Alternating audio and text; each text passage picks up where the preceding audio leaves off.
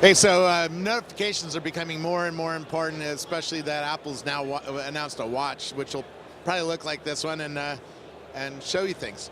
So adding notifications to websites and other things is really important. And this company called Roost, which we're going to see right now at TechCrunch Disrupt at the Rackspace studio here, does just that. It adds notifications to websites right now and other things coming soon.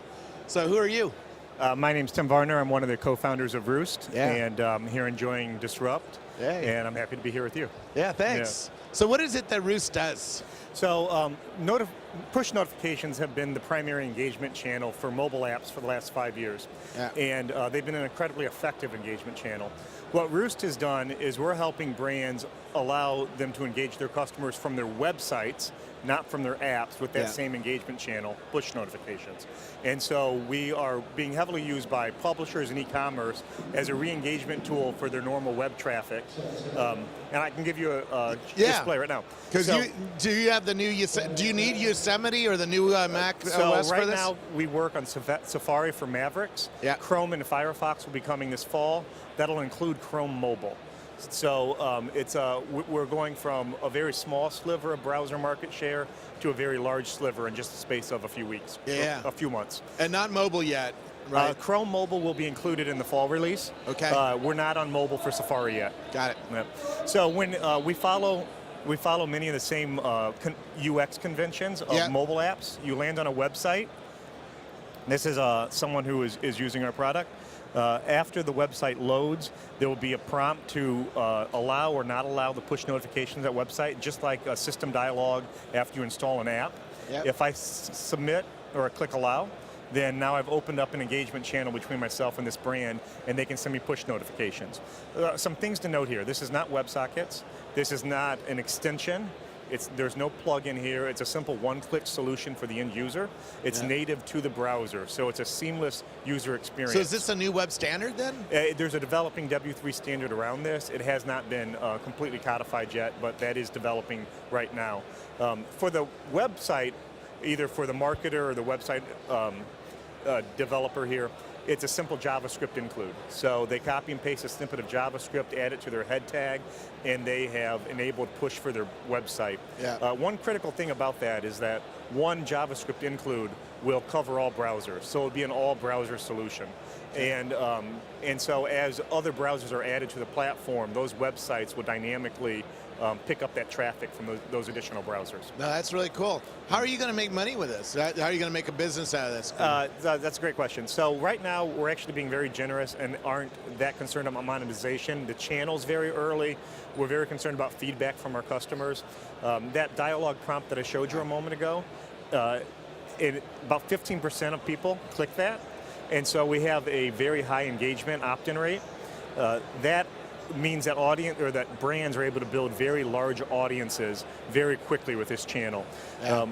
The sort of things they can do to re-engage those audience members are fairly broad and very interesting. And so we're more interested to see what brands want in terms of features and analytics, and to give those to them before monetizing. However, having said that, we're doing 100,000 push notifications a month we'll give you for free. By the way, here's a push notification that just came through from the Mac Observer. Anyways, and then over 100,000, we're charging you $1 per 10,000. So it's a very generous model in terms of the number of free notifications, and then beyond that, there's a small overage charge. Is there going to be any contextuality? Because you're not carrying this around like you do a mobile phone. Mobile phone knows where you are. Maybe soon even with who you're next to, or are you next to a beacon, something like that, right? So the notifications should change based on that contextuality. So we can do a number of things. We can provide some very deep audience segmenting for a brand, and so they can only send notifications to people who have declared a particular interest in a content area. So we have a brand in England that does TV show reviews. And they allow their users to declare which shows they want notifications about. We also can provide scheduling for notifications, and so you can send it at key moments. There may be event triggers that would do that. The notifications also come into your system tray, so if you're not there at the time, you can follow a notification, and it will take you back. Because like if I had a car dealership, I'd love to send you notifications based on, you know, your style just arrived, or we have 15 new ones in stock, or you know. But you can absolutely do that but right now. as a consumer, I want to shut it off the minute I make a purchase, right? Sure. So because I don't want to keep getting car ads after I. Well, you may want to. It depends on what your interest in that brand are. But so 15% of people opt in. Or maybe switch me over to the service bit, you know. Yeah, so now I get the service deals pushed to me. You know, that's absolutely true. Yeah. But what we are finding is that the cohort analysis for people who stay on this channel is very good. So after there's an initial week where people are sort of test the channel. After that, the opt-out percentage is just a little over 1%. In other words, it's incredibly sticky after that initial period. And brands or people that sign up for push really are very loyal to those brands and are very interested in whatever offers or content they have. However, they can't always opt out, and that's very simple. You just go to your preferences menu, and you can control your feeds here. So if I want to not allow this brand to send me notifications more, it's a one-click process to remove that brand from my notification stream. So the user can always opt in and opt out. Is I might not want to remove the brand, but I might want to not get the ads for the car. A car. If I just bought a car, I don't want to see no more car ads. I might want to switch to, in 6 months, tell me about the oil change, right? But you know. So that's one of the reasons why we added in that personalization feature to allow you to declare what content you want push notifications about, and then therefore decline offers that you don't want. You went through Y Combinator? Yeah, so we just finished Y Combinator. What was the feedback like for going through that? What was that process like? Y Combinator is it's the best accelerator in the world. It was great. We went through Y Combinator. We had a lot of reasons for applying. They not only satisfied all those reasons, but we discovered many other positives about it.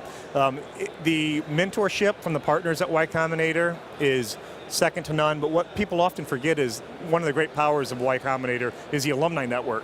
So it's just not the partners whom are there in the program that are helping you out on a day-to-day basis, but it's also the alumni network that you can reach out to, and they're really helpful in not only opening up sales opportunities for you or integration opportunities, but also helping you shape your product and think through the product's future, both in the short and long term, and they're invaluable.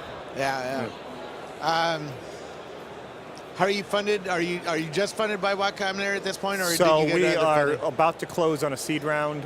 We're not announcing that yet in terms of who the investment institutions are, but so post demo day we had a lot of demand for the round, which was flattering, and it's also one of the great things about Y Combinator. They create really great market dynamics for founders, which we're very appreciative of, and then we're just going to continue building our product and working toward making push a common solution for all websites.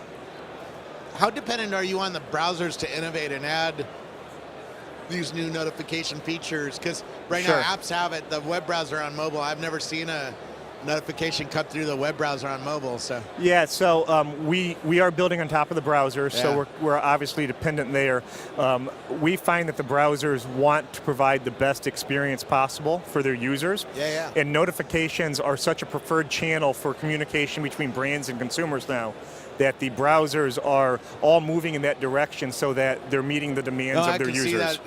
That's going to be a big deal.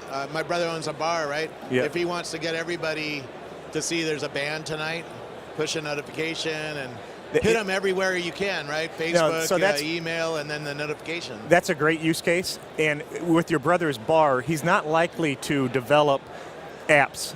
He probably couldn't get adoption for it. It's too cost expensive. He'd have to maintain 2 code bases.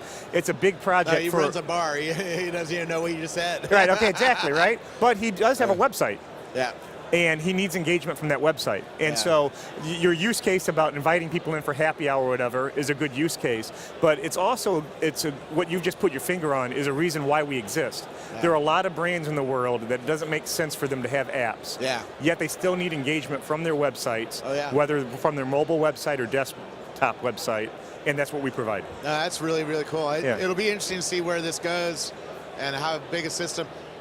you can build. Do you have analytics? Are you Sure, I'll show you some of those So you know now. everybody who clicked on it probably. Absolutely. What So this is one of our brands. The analytics suite is very full. We track everything. We do some interesting things. We have a lot of features, like for example, we do geo-targeting. I'll just show you this real quick. Scheduling, A/B testing, a little bit like Kahuna does with their brand, but we do this some kind of multi-arm bandit A/B testing. So we're very feature rich, we're very analytics rich, and it's very simple for brands not only to use our system, but also to gain insights about what their consumers want. Yeah. Very cool. Yeah. Where do we get more info about it? Yeah, so just visit us at goroost.com. Yeah. It's a simple JavaScript include for installation. We also have plugins for marketplaces like WordPress and Shopify. Very cool. Thanks for coming in, talking to me, showing it to me. It's really interesting. Yeah. So I don't even know where we're looking. This is sort of what we're doing from TechCrunch Disrupt from the Rackspace studio here. Click subscribe on our YouTube channel or check out the other videos we're posting. Thank you very much for joining us today.